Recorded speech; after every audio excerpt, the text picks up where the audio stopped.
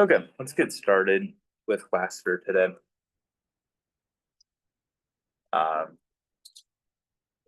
Okay, yeah, people will fill in as time goes on, I suppose. Yeah, so we left off last week. We were just looking at propositional logic. We're just gonna finish this packet that I handed out in class on Wednesday today. There's only one more example that we need to go through. And really, the takeaway from this section, if I were to boil it down to like, I don't know, half of a page, is just remembering these truth tables pretty much, right? Like when you're studying for the exam eventually and you're thinking like what was going on in section 1.1, it was mostly just these truth tables, right? And I guess there's also like these conditional statements, and then you also had like the biconditional statements, as well as these I guess compound propositions. So there's only one more example I wanted to go through where he wants you to construct a truth table. This one's a little bit different from the other ones we've been doing in the sense that, as you can see, there's 3 propositions we're looking at instead of just 2. It doesn't really make that much of a change at the end of the day, but it's just like a little bit more work that needs to be done.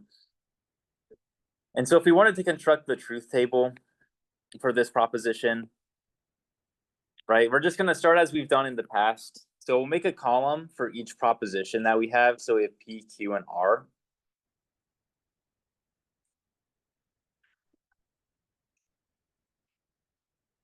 And because we have 3 variables, there's going to be 2 to the 3 many rows. So there's going to be 8 rows in order to get every single possible combination of true and false that exists between these 3 variables.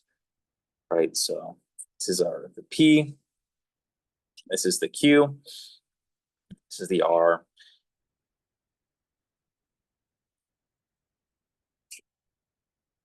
Okay, wait, let me make sure my audio is working. I didn't even check. Okay, it should be working. Okay, and so one way of doing these truth tables when you have 3 variables is you can start with P by doing like true, true, true, true. So 4 truths in a row, and then the rest of them are going to be false. 4 truths, 4 falses. Yeah. And then with Q, the next proposition we have, it's going to be 2, 2. So it's going to be like true, true, false, false, true, true, false, false.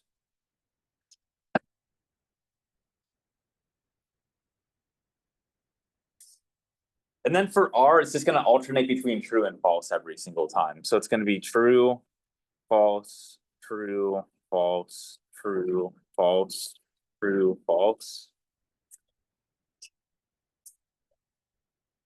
And in doing so, I mean, you can do this any way you want. You don't have to follow this pattern. But in doing this, it makes sure you get every single possible combination of true and false between these 3 propositions. That's why I'm doing it in this way. Right, so now we have like false, false, false. We have true, true, true. And then we have like everything that exists between it, right?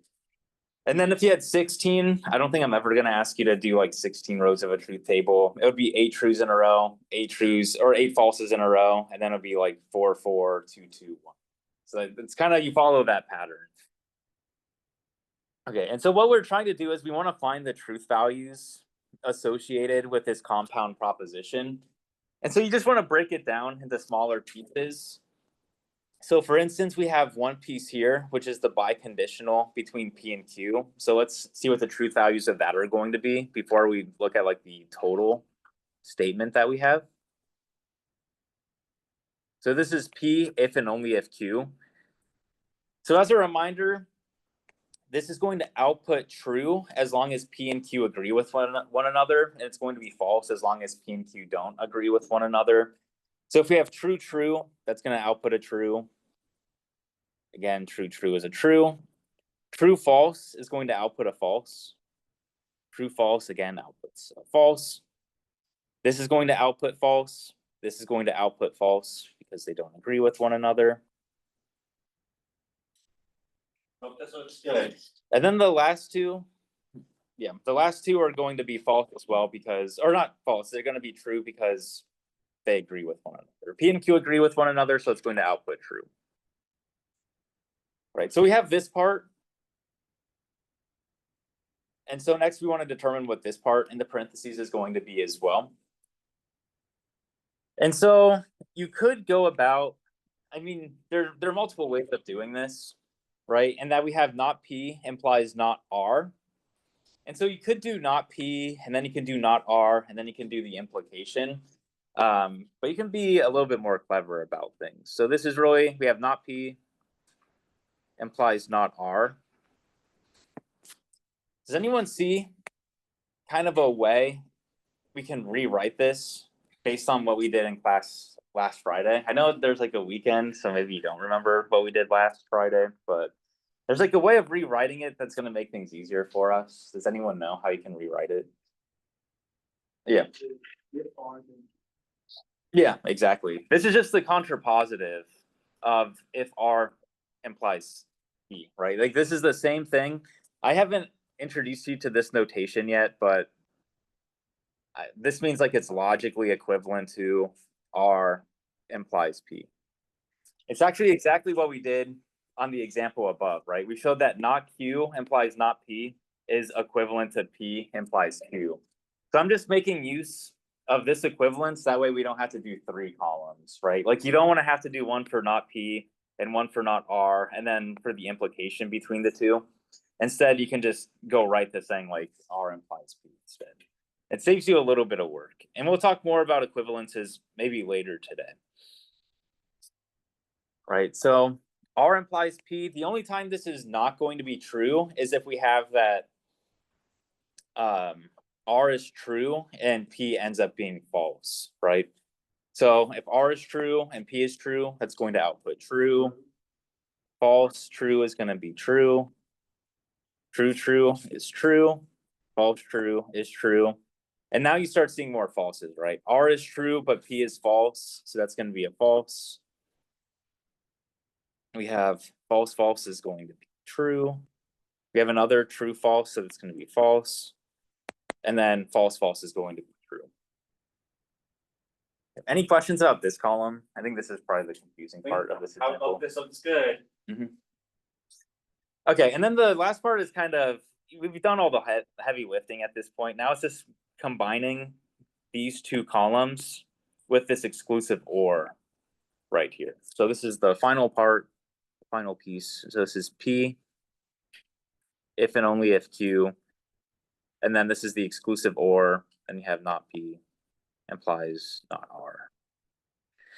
And remember, this exclusive OR, it's pretty much an OR, except you don't allow, like if you have true, true, it's going to output false, right? It has to be one or the other, but it can't be both with the exclusive OR.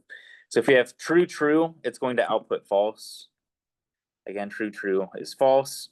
True, false is true because you only have one that is true. Again, false, true, it's going to be true. False, false is false. False, true is true. True, false is true. And then true, true is false. Okay, so that's how you put together these compound propositions. Again, on the quiz on Friday, there's going to be a problem like this. It won't be exactly like this, but it's going to be the same idea. And it might not, I don't know. I haven't decided yet if it's going to be like 3 propositions or 2. It will depend on the other problems that are on there. But you should expect on Friday that you have to be able to do something. This looks good. Yeah, it looks fine. Any questions about this example? Yeah, and then beyond the quiz, I mean, I'll just say it outright. Like on the exam, there'll be a problem like this too. You have to know how to do truth tables. Okay, I think that's the end of the notes that I had on the first week. So we're going to be looking at more propositional logic. And I guess like maybe for this week and maybe a little bit of next week as well. So here are the notes for next or for this week. These are on Canvas as well. So if you want to find them, you can find them on I'm gonna be using this folder to hold in the papers I have for this class. And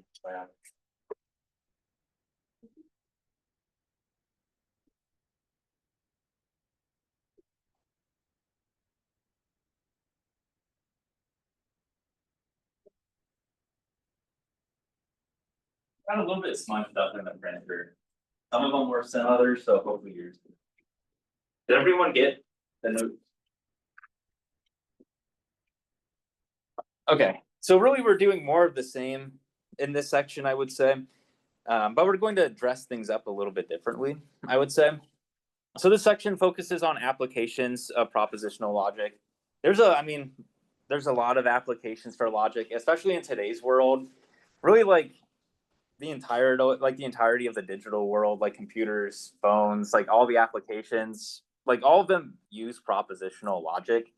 The main application I wanted to focus on today are going to be these logic circuits, which are really the building blocks of pretty much like every program in existence, or like a lot of, maybe I shouldn't say that, but it's like how computers make decisions, right? Are going to be these logic circuits. It determines like whether or not memory should be allocated, whether or not a program should be doing something, whether it should be opening, closing, et cetera, et cetera. Like it's all going to depend on these logic circuits. So that's what I'm going to be focusing on.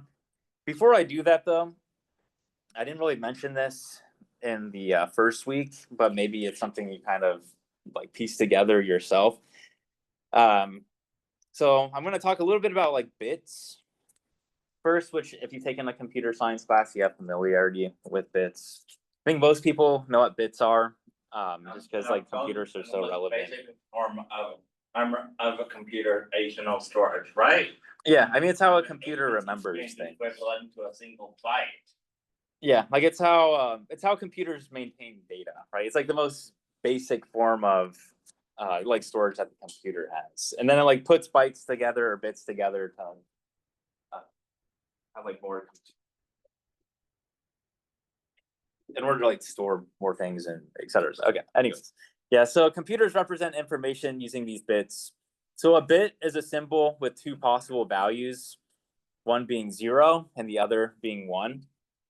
And so it's a binary, right, between 0 and 1, which is exactly what we were looking at with truth values, right? Like a truth value, it's either going to be true or it's going to be false. So usually there's like some sort of, I guess, correspondence or kind of like an implicit acknowledgement that like this 1 value represents true and this 0 value represents a false. All right, so that's written here. We'll use 1 bit or a 1 bit to represent true and a 0 bit to represent false. So whenever you see 1, you should be thinking it's true. Whenever you see 0, you should be thinking that it's going to be false. And so a variable is called a Boolean variable if its value is either going to end up being true or false. So like these Boolean variables are essential to anything involving computers. And it would be confusing if there were values that were true and false. You know what I mean? Yeah, I mean it kind of has to be one or the other here. I mean like they're exclusive to one another. Okay, and so this is, I mean, it looks like a new table, but it's the same tables as what we've been doing before, right? Like if we have that this represents false, I don't like that they kind of flip the order here, right? Because we've always been having true at the top, and now they're having like the false values at the top, but I digress. So this is like really saying false, false. So this is like the or operator. So if you have false, false, it's going to be false. Any other combination is going to end up being true. So these are the same truth tables we did in the previous section, right? There's no new information in here. We're just rewriting the true and falses as 1s and 0s, respectively, right? Any questions about that? I feel like people understand. Yeah, this is something you kind of have to get. I mean, this is kind of like math for computer science almost. So, I mean, and these bits, they're not really going to be going away anytime soon.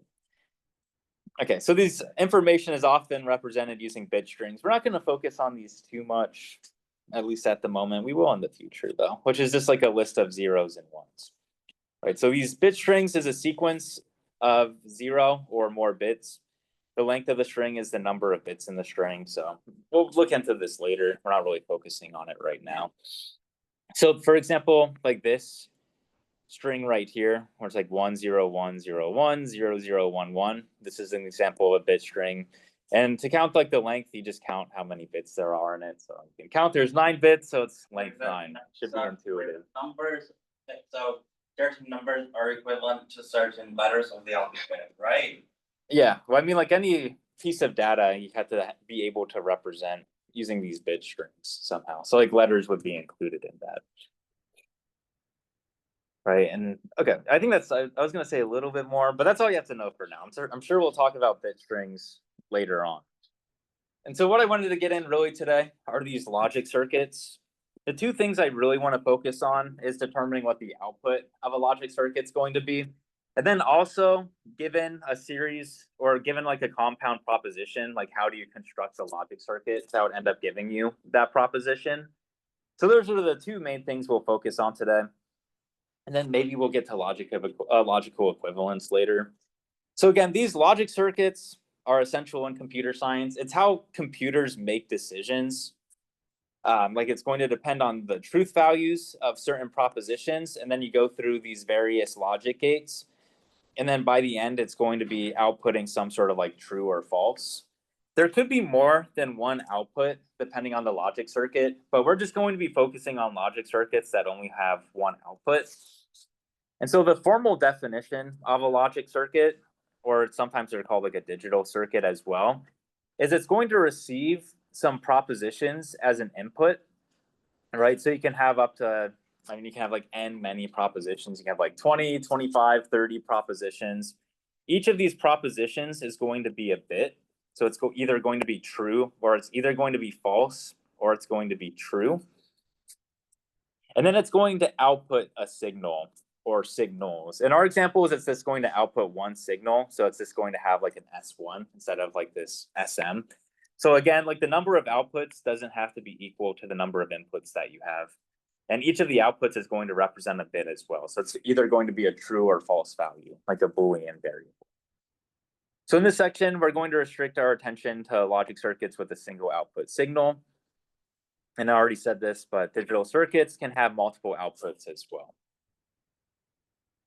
Okay, and so really all you need to know, and there's a lot of different kinds of gates, but right now we're just going to be looking at the NOT gate, the OR gate, and the AND gate. It's exactly what you expect, right? So the inverter or the NOT gate is going to take an input bit P and produce not P as its output, right? So that's why it's called the NOT gate, is it takes P to its negation. The OR gate takes two inputs P and Q and it outputs P or Q. And then the AND gate takes two input signals or two propositions and then produces P and Q, right? So these are the symbols that you have to be familiar with, right? You have to have the NOT gate or the inverter. This is the OR gate. It's kind of like a, how do you even describe this? It's like a kind of a bloated triangle or something. I don't know. Like a rock, or something. Yeah. I mean, use your imagination. The curving inwards where the rocket thruster is. Yeah, it could be like a little spaceship here. I don't know. Anyways, and then the AND gate, it's kind of like this this thumb, I guess. Not really good at, maybe like a semicircle. I'm not good at describing this again. And so this is really all you need to know to work with these logic circuits, right? And so I'll go through the first example, and then I'll let you guys go through the second example on your own, and then I'll go over it. So it looks to me like we'll start with inverting P. Well, maybe for the second, not the first one. So for the first one, I'll just go kind of like from yeah. So for the first one, I would say like just go start at the top and then just go downwards pretty much. And it helps to label all of these arrows as well, right? So for this first line, nothing's happening to P until a bunch of stuff, maybe not a bunch of stuff, but like some stuff happens to this P and this Q. And this isn't a typo. Like you could have like two P values here, right? This just means like if this is true, like this is going to be true as well. If this is false, this is going to be false as well.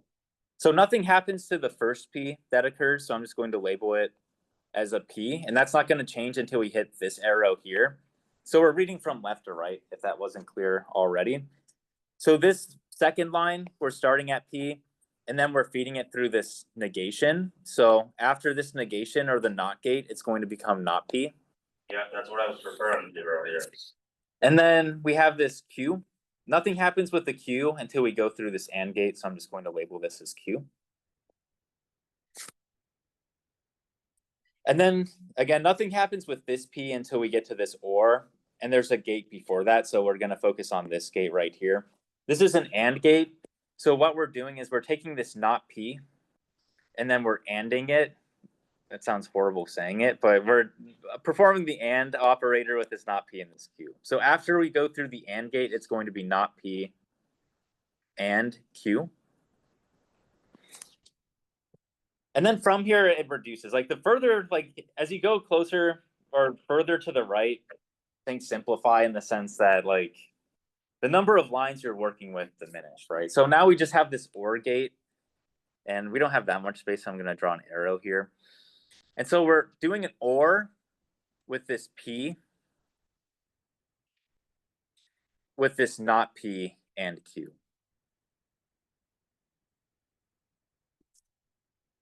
Right, so we took this P as one of our inputs. The other input was this not P and Q, so we end up getting this right here. And then the final step is we feed this entire statement through the not gate right here. So I have the luxury of copying and pasting, so I'm going to do that.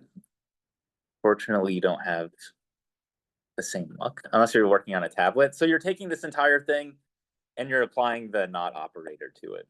And so it kind of is hard to read at the moment. Like there's a lot of symbols going on. Later on today or on Wednesday, we'll look at ways or like kind of like these equations or logical equivalences that will help us with reducing certain statements, such as like the De Morgan's laws, or I don't know, like the not domination laws or something like that. So I'm going to leave it kind of in this messy form for now. But eventually we'll make it so it's going to be easier to read via like these equivalences. And so for one example, I mean, what this is really doing is we're feeding in like a true or a false value, and then we're going to be getting a new true or false value depending on like this output right here. So just as an example of what this could look like, for instance, if we have, let's just look at an example of like what this could be doing. If we have P is equal to 1 and we have Q is equal to 0, this means that this P is a 1, this P is a 1, and this Q is going to be a 0.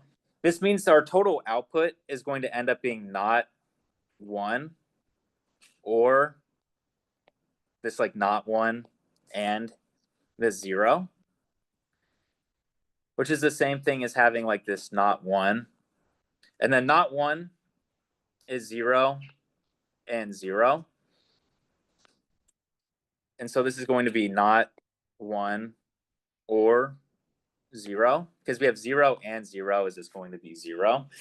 And if you have 1 or 0, that's going to output 1. So this is going to be not 1. And so this is going to output 0. Right? So you can go through like various combinations if you want. But really this is saying like if P ends up being true and Q ends up being false, if you go through this logic gate, then it's going to end up outputting a false, as an example. And then you can go through other combinations if you want to practice, but that's like the purpose of these not gates, right? And then I guess like the context determines on the program or the application you're working, right? Are there any questions about this example, about either like how we got this proposition here, or I guess like how I got this 0 right here? Any questions? Yeah.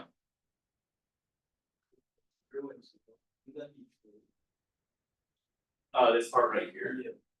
It's 0 and 0. So like the only time the and statement is going to be true is when it's 1 and 1. Like if it were the biconditional, like 0 if and only it's 0, then it output true. Yeah, if you have like false and false, then it's gonna output as false. So yeah, you can always refer to these gates. So like we have like x is 0, y is 0. If you do the and, it's going to be 0. The same is true with the or as well. But if it were the biconditional, then it would end up being true. Any questions about this example? Okay, so maybe over the next 5-7 minutes, work with try figuring out the output of this next example here, right? So it's pretty much the exact same thing we were just doing, except it looks a little bit different now. So maybe you spend like 5 to 7 minutes working on it. If you have any questions, raise your hand. I'll be walking around, and you can work with other people. Like, feel free to talk with others while you're working on this. Wonder if anyone would like talk. I can.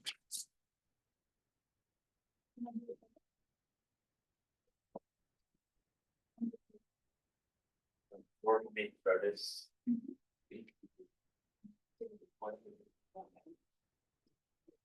Now. For and gates, so. Here, go down. Or. Meanwhile, here. And not you. Which leaves us to finish out with not be different parentheses begin parentheses not be and not you and parentheses is. Why did you put the not? Wait. Yes, that's right. And then you can try out like a sample output as well, like see what happens if like E is equal to something, Q is equal to something. I yeah. I mean, once we have like a greater context or like an application. Oh, this is Right now it's kind of abstract, like we're not. no, what I did look, what we did looks good. He did it or beforehand, but I put together, we managed to make. Yeah, that looks good. And then you can try to sample with it as well, like plugging certain values from T Q and R and see what you up to that. And then. That's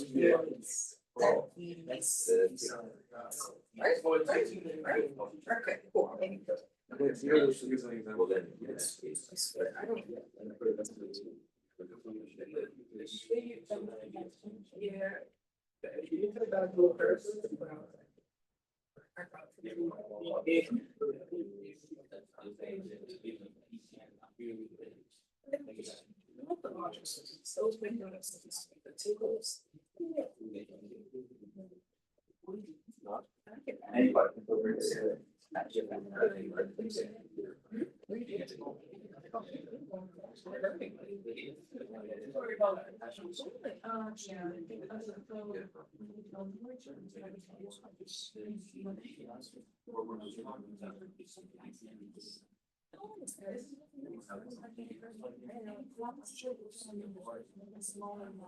Oh, no, it just shows random values. It's gonna depend on context. Like, again, we're just doing abstraction right now, like we don't know, we don't have like an actual program in front of us, but. Those will like correspond to like variable, like Boolean variable in a bigger program, so that you might be speeding into like some sort of logic. You just do like random values, like for this one, I just plugged in like everything was equal to 0. Like I just wanted to demonstrate like what would happen if E was equal to 1, what would happen if Q were equal to 0, and then what would be out there. Like they were kind of. But it's for demonstration. So you're saying, you're not a Billiken, you're not a slew athlete. You actually think everything that's on one stage. And then right as well, like all you're doing at this point is it's like putting orders. Yeah, but you pretty much.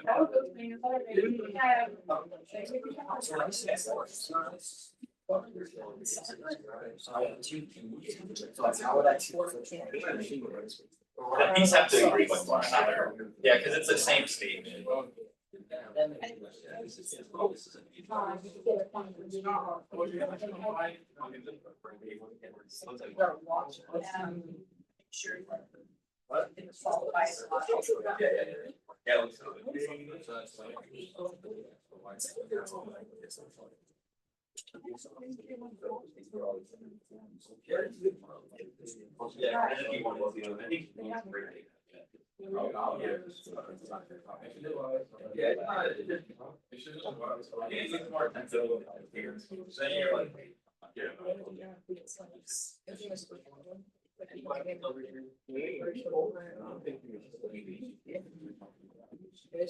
Okay, I think most people have gone through this, so I'm gonna go through. I think most people have it right already, or like everyone has it right, so maybe I'll go through this a little bit quickly. But yeah, so just like labeling these arrows that we have, again, like after the not, we have this not P. This is not Q.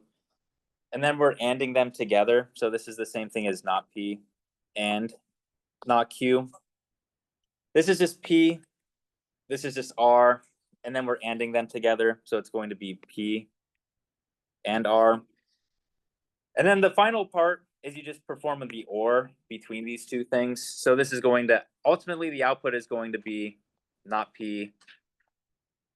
Sorry, my pen's kind of acting up on me right now. So this is not P and not Q. And then you're doing the OR with the P and R. So this is what your output should look like. Any questions about this? And then you could try certain values for P, Q, and R. I was kind of lazy with this one. It was like, what if everything was equal to 0? Like there wasn't really meaning behind like why I chose P is equal to 1 and Q is equal to 0 in the last example, by the way. Like I was just doing this for demonstration purposes, just seeing like if we had this as a value and this as a value, what would the output be? We're not looking at an explicit program, so I'm just choosing random values here. There isn't like a deeper meaning behind these choices. So if all of 3 of these things end up being equal to 0, if we were to feed them into the output that we found, this would be not 0 and not 0, or 0 and 0. And so this is the same thing. So if we do not 0, that's just going to be 1 and not 0. So that's going to be 1 and 1. And then this is going to be OR. And then if we do 0 and 0, that's going to be 0. So if you do 1 and 1, that's just going to be 1. And then we're ORing with 0. And so the final output is just going to end up being 1 here. Again, this is just for demonstration purposes. I'm just choosing random values. You may have tried like different values of P, Q, and R. But it's might be, at least in the beginning, it's a good idea to kind of go through these just to make sure you understand, like you're reading in propositions and then you're outputting like a single bit. And sometimes you could have like 2 arrows as an output. Like you might have like another kind of logic circuit underneath this or something. I don't know. Anyways, any questions about this example before moving on? Okay, so this is one half of the applications of logic circuits I wanted to look at.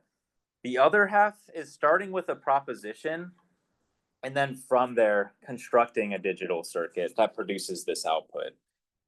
Right, so again, you only really need to know like the negation, the OR, and the AND gates in order to go through this problem.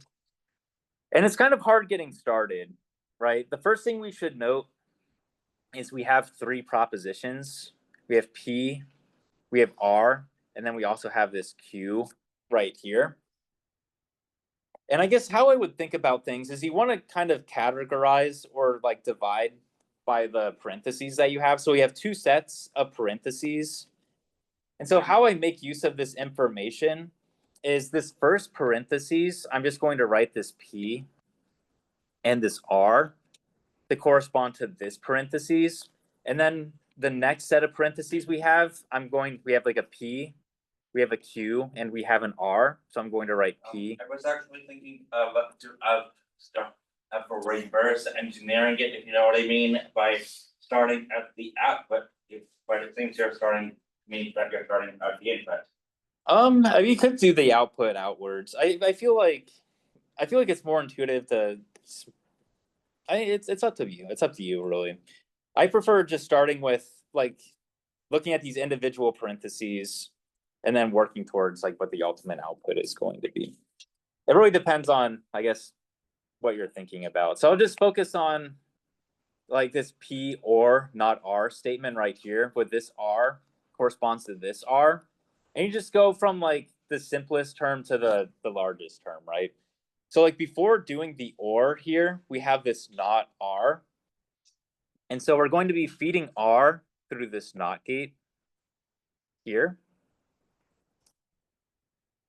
And then we're not really doing anything with P until we're ORing it with the not R. So you can go past the not gate here. And then we're doing the OR gate between the 2 of them. So this is OR. So I'll draw it like the pictures aren't gonna be the best, folks. I mean, I'm not gonna be Michelangelo or anything like that, but you can tell this is the OR gate. It's definitely not the NOT gate. It's definitely not the AND gate. Both look similar to ships, don't you agree? Actually, hold on. It kind of looks like the NOT gate. Let me, I don't know. You can tell it's not the AND gate because it has like the fins, right? Okay. And then we're not doing anything with this until we AND it with this statement that we haven't done any work for yet, right? So like eventually we will be feeding this into an AND gate. And you can draw smaller than me. I'm not really I'm not like great at this, I guess. But this is this AND right here. Like eventually we'll be feeding this into this AND. But for now we have to care about like what's going on here, right? And so that's this part. Is this parentheses. So we're feeding P through a NOT gate. So we're gonna be doing NOT P here.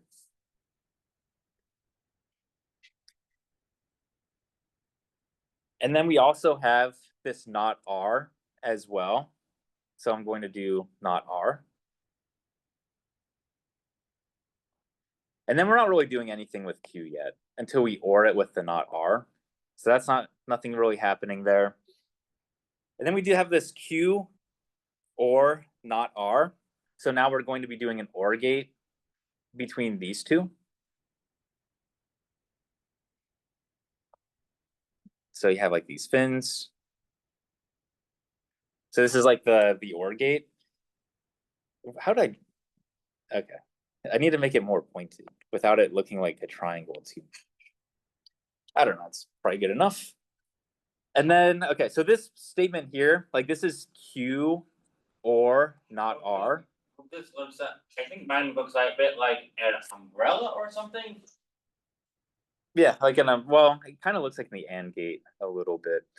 And then after that, what we're doing is we're doing an OR between this NOT P and the OR that we have here, right?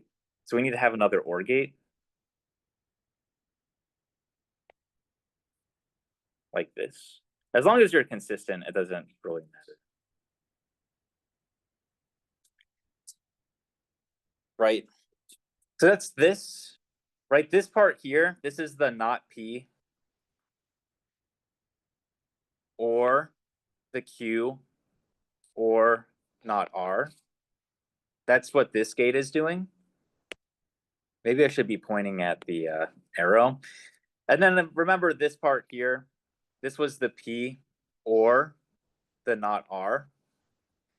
And so if we AND them together, we get this exact statement right here, right? So if you AND them via like this larger AND gate, could have drawn things a little bit smaller, I suppose.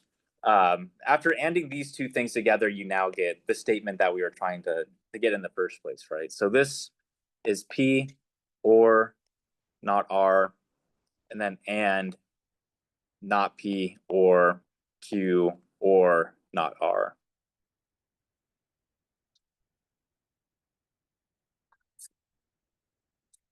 Right, and if you wanted to, you can check and make sure. So this is P, this is R, this is not R. We ORed them together. This is not P, this is Q or not R. We then ORed these two things together, and then we ANDed them to get this statement right here. So you can always make sure, start from left, read to the right, and make sure like you actually end up getting the correct output. So I would recommend, I mean, there's other ways. You can start here and work backwards, like go the AND gate and then have like an OR gate. You could go backwards, that would be fine as well. You can also go from left to right. I guess I was trained when I was younger going from left to right, but either way, as long as you get the right answer, I don't really care at the end of the day. Any questions about this example? Okay, and now I'm gonna kind of ask you to do the same thing, right? So the last thing we'll do in class today is go through the next example, construct the circuit that produces the following output. I'll give you maybe like 4 or 5 minutes to do that, and then that's how we'll end class. So make sure everyone's on the same page with this example here. Again, if you have any questions, raise your hand and I can help out. Oh, let me take this.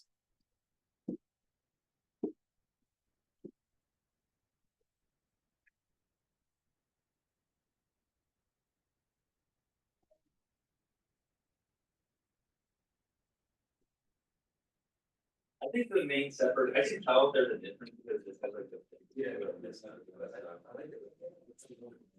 Yeah, I'm just trying to make it more pronounced, I guess. But yeah, I think that was good.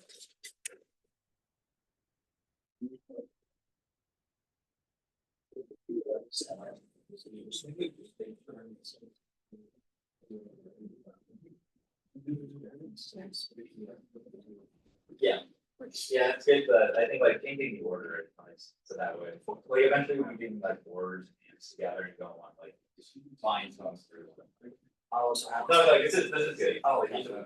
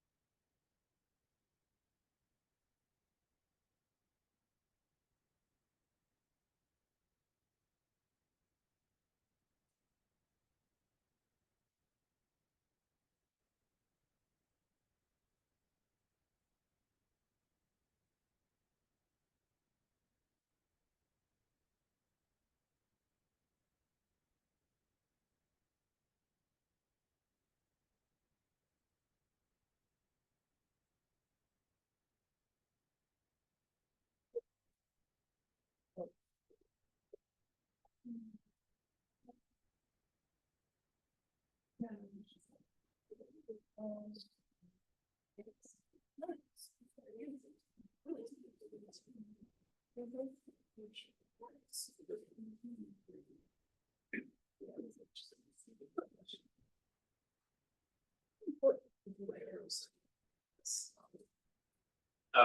wait, what's that like drawing like the? Or- Yeah. I don't think it, I mean, it's implicit, like, I already know that things are going from left to Okay. right, it never goes from, at least in my experience, it never goes from right to left, so. I just wanted to make sure like if it was. Oh, no, I mean, I would be yours, I didn't draw arrows, it'd be bad practice if I'm like, I didn't draw arrows and like. Appreciate it.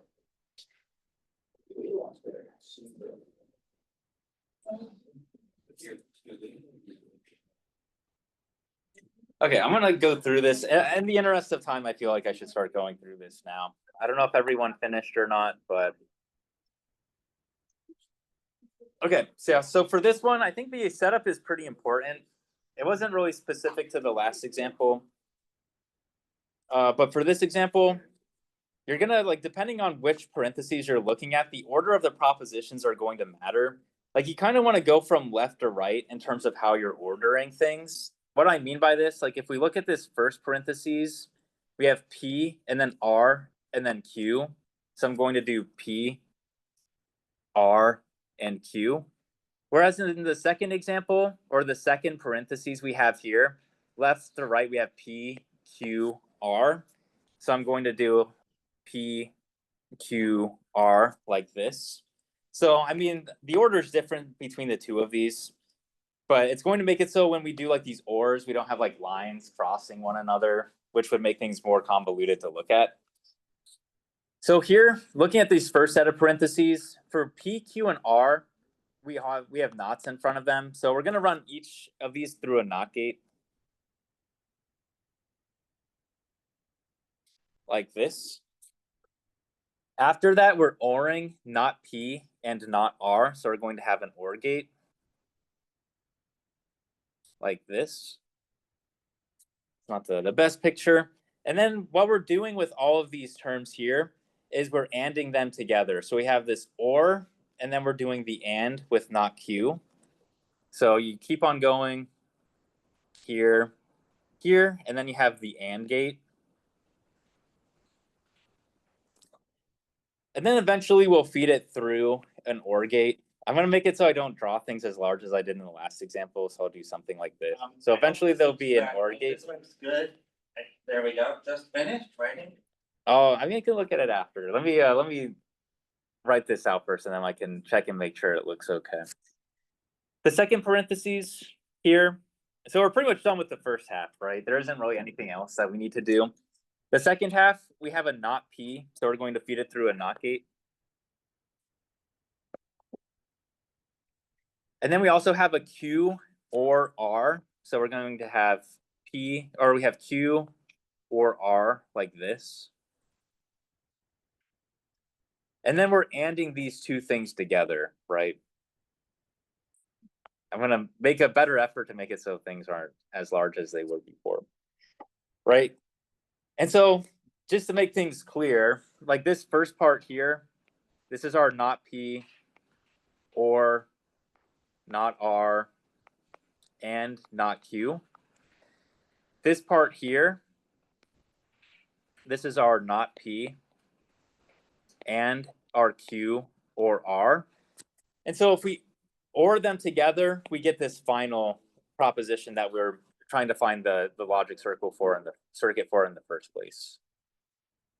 So it looks something like this, right? And then you can, I'm just going to copy and paste to say like this is what the output ends up looking like. Okay, any questions about this example? Okay, so this is where we'll end class today.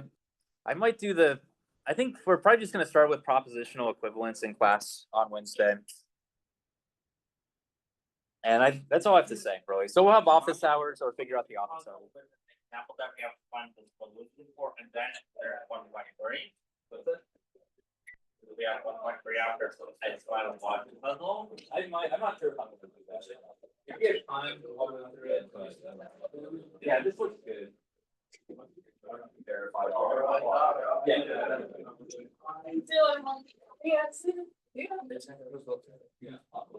Everyone has the great. Yeah. Do you like, there's like the arrow at the end, do you like negate anything at the end, so technically you can write in like oppositely?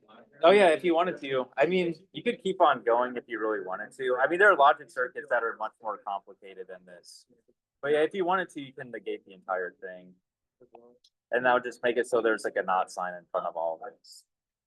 Yeah, at the end of the day, this is just like it's just a bit, like it's a true or a false. Yeah, So you can do anything you want with it. yeah, but so technically like, I could write everything backwards within the gate at the end, it's still. I mean, Yeah, you could if you wanted to. There might be some sort of application or like way that would come in handy, but Yeah, I won't do that, no. yeah. Thank you. I just have a question about this example. So whenever you're like actually plugging into the default, how do you track it? For people that plug it, Oh, thanks. I plugged into this, right? Mhm. And so I plugged like false like this way, for example. So I plugged in this, and the P is for some reason. P is false and Q is true. So would this basically mean P is true in It would mean like not P is true. so this statement would be just false either way? He didn't use the height. I'll come in early next. I didn't have time to set it up. I don't know what the setup looks like, but yeah, so for this.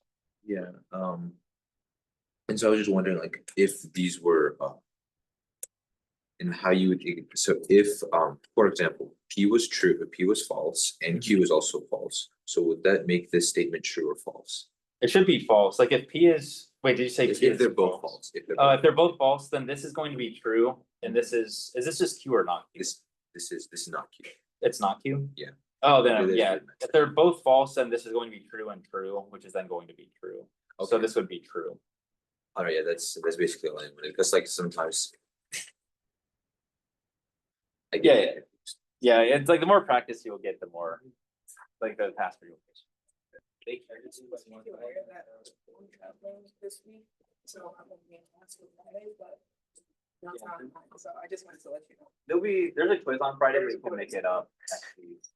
They also offer on the road, if that's something that they're interested in. That'd be more convenient, so maybe. Yeah, I can, talk to my, athletics coaching, does that. Yeah, I just need to know, so I just need to know if your email pretty much. Yeah, No, sure. email that. Yeah, I'll totally let her know then. Just keep watching your note, so yeah, I'll let that. Okay, yes, All right, appreciate it, thank you.